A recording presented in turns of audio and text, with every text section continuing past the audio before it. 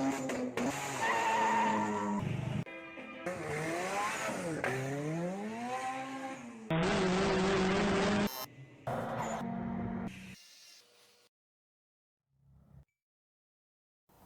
this is the original 13B rotary engine of the Mazda Rx-8 that I bought.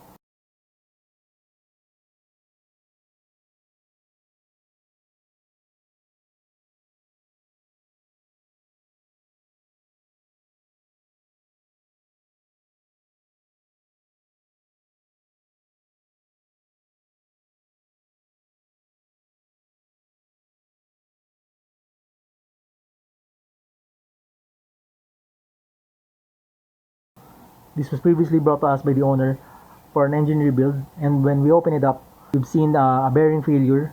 The span bearing of the rotor, maybe due to a oil pump failure or an oil pump starvation, or maybe the owner forgot to top up the engine oil. After around 2 to 3 years, we are again to open this engine.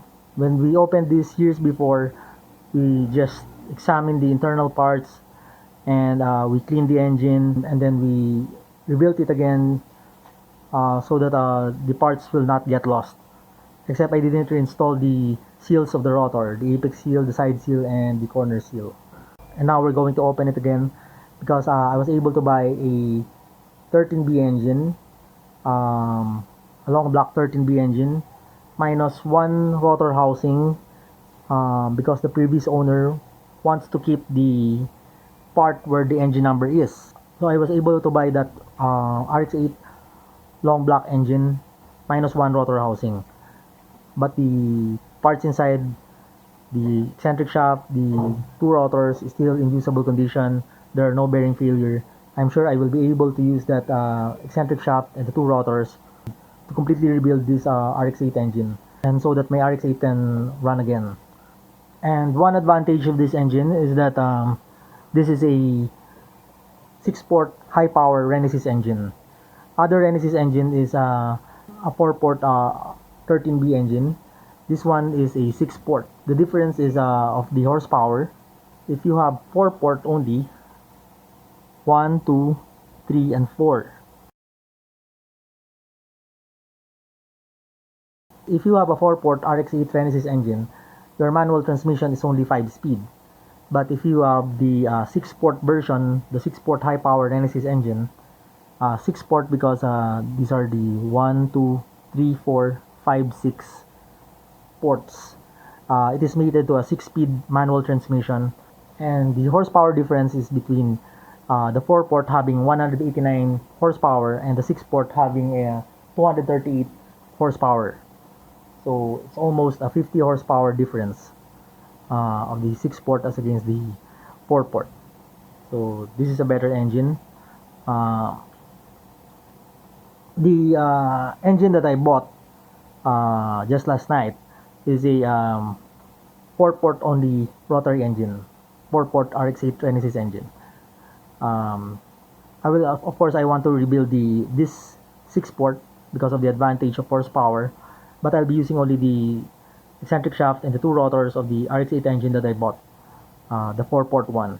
So we're gonna open up this Rx-8 engine again, the original engine of the Rx-8 that I bought, and we'll double check if I remember it right that the only damaged parts of this engine is the eccentric shaft and the two rotors because of a span bearing. If you will say that why not just insert a new bearing to the rotors, well, you cannot use the rotors anymore because if you spun a bearing against the rotor itself, the inside of the rotors where the bearing is inserted is already worn, so loose that I'm sure it will again spun a bearing even after you assemble the engine right. Okay, let's start opening it again. All the bolts here, the bolts and nuts are not tightened because we just reassembled this so that its parts are not scattered in my shop. So here the flywheel nut,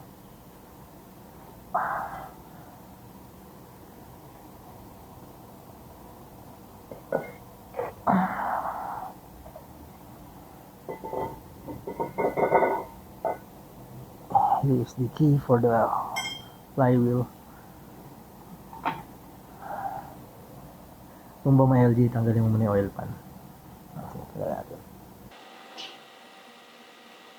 Puro tama ito, binublog nila itong bolt.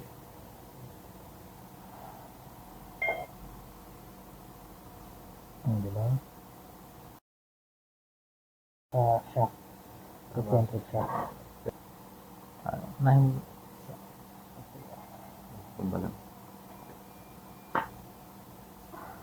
We partially cleaned this engine before.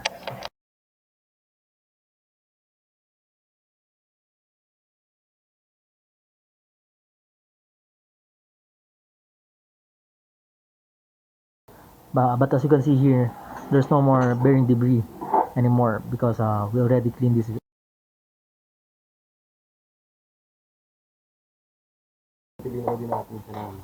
Oh. As you can see, it's like it's ready for final rebuild. The engine is clean.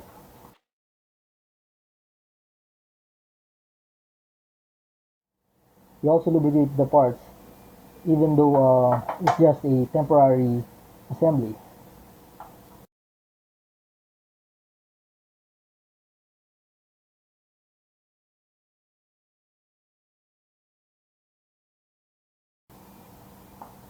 Oil pump. Kasi kung kumain ng rebaba to, may damage to. So, we have to double check the internal gears of this oil pump because if an engine has a bearing damage, it will create a lot of bearing debris that will mix up with the oil. And of course, there's a strainer, but the strainer can filter only small and large particles, but smaller particles it can pass through the strainer and contaminate the gears of this oil pump. Since we just temporarily assembled this engine before, we just hand tightened these bolts of this rotary engine, so we need not follow the proper sequence for loosening these bolts. Tightened.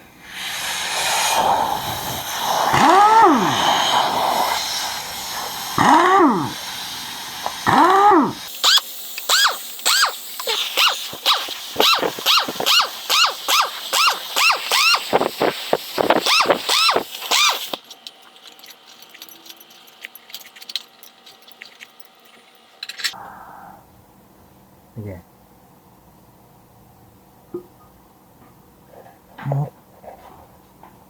I don't know if you can see, but the rear bearing for the eccentric shaft is already worn and scratched due to an oil pump failure or oil starvation.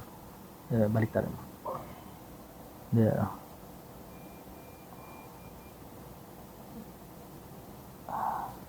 That's a part of the bearing that came loose. Mas maganda tong ano na to, walang kalawang. Diba? Lipat bearing na lang. You'll also notice here that the coolant jacket is not too corroded. Seems like that the this engine was properly maintained with the proper coolant. I need not bead blast it anymore, so it will be a faster engine rebuild.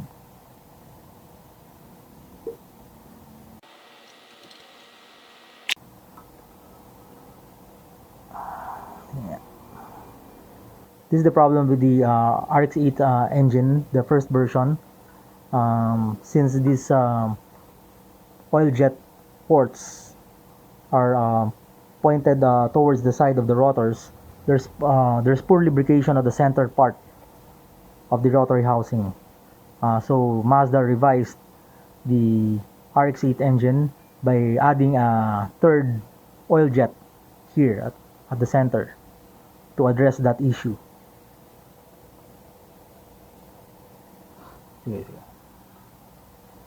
This rotor cannot be used anymore because of a span bearing damage.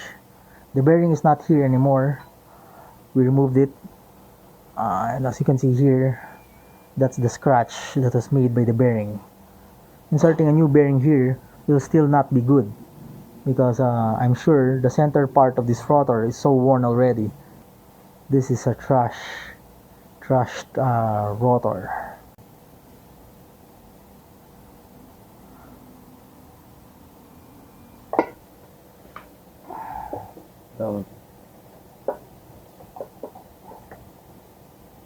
Hawakan mo sa ilalim, G. Yung eccentric shaft ang hawakan mo.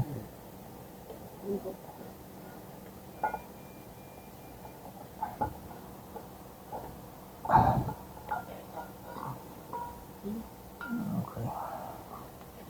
Baba lang ulit. I'll just double check the wear of this iron housing. Ayan muna, check ko yan.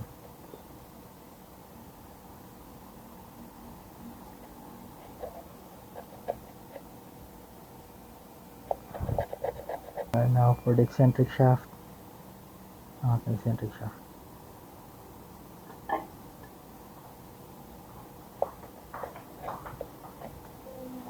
As you can see here, the eccentric shaft is also damaged by the span bearing of the rotor.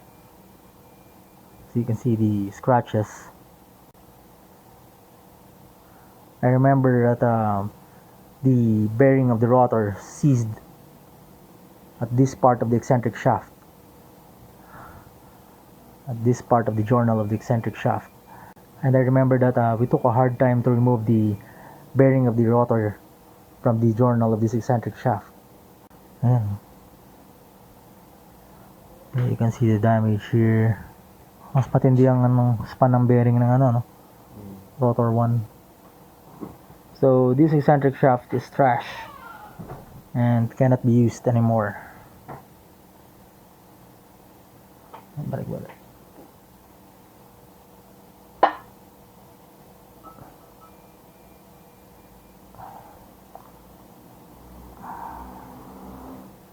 Wala masyado, no? Wala ko nakain. Hindi. Wala masyado. Tolerable pa rin. Also here, the bearing of the rotor is not here anymore. I remember that we removed it already.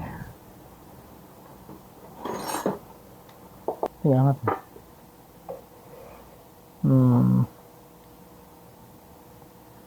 The bearing here is also damaged. A big portion of the copper layer of the bearing is already exposed. So that's it. Then I'll decide which parts to use to rebuild this engine perfectly as much as possible.